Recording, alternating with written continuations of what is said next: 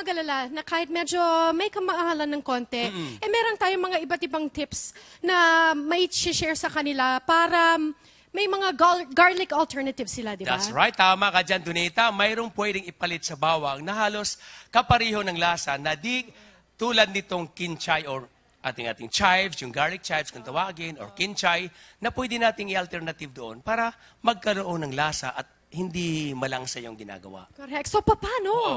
Katulad nitong nasa harapan natin, di ba? Unang-una, di ba, nag-chop tayo ng garlic. O kaya nagbalat ng garlic. Ang ginagawa sa hotel, yung experience natin sa industry, di ba? Ilalagay natin sa sip. Kindly open, please. Ito po, para tumagal talaga siya na hindi naman yung nasisira, ilalagay natin sa sip bag.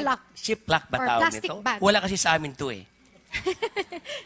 Tapos, isarado, ilalagay natin sa freezer, di ba? Yung ginagawa natin. Para tumagal ang amoy niya na hindi na overexpose yung kanyang lasa ng bawang amoy. Alright. Ganon din po yung, ito, Donita.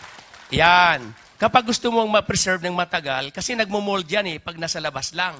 So what we did, sa industry talaga, okay, sa mga nanay na rin na nanonood sa atin, ilalagay sa Ziploc, tama? Plastic bag. Plastic bag. And then, ilagay ulit sa freezer. Pag kailangan mo lang, sariwang-sariwa pa yon, di ba?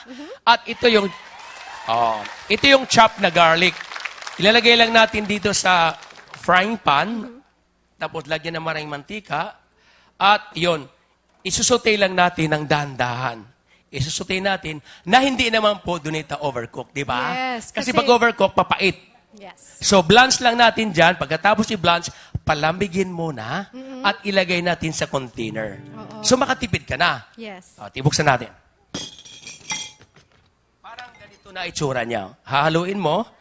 Ayan. Kapag kailangan mo, kumuha ka ng kutsarita, kasama na ng garlic, at saka yung ating oil, isote mo na sa garlic fried rice, kung ano man yun, matipid sapagkat lasang bawang na kunting-kunti na lang. Yes.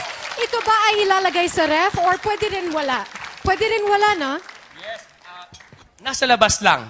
Pwede rin i-ref kung gusto mo. Sa chiller lang, huwag sa freezer. Yes. Alright? Ganon din, garlic rice. Gusto mo naman kaya fried fish fillet with garlic chips. Ito po. Ganon din po. Yan, lulutuin mo ng dahan-dahan o kaya i-bake mo sa oven o kaya ilagay mo sa foil, iihaw mo siya para maging brown at palamigin, lalagyan mo lang ng mantika, you have a beautiful garlic. Kala ko Flavor. kakainin mo. Di ba?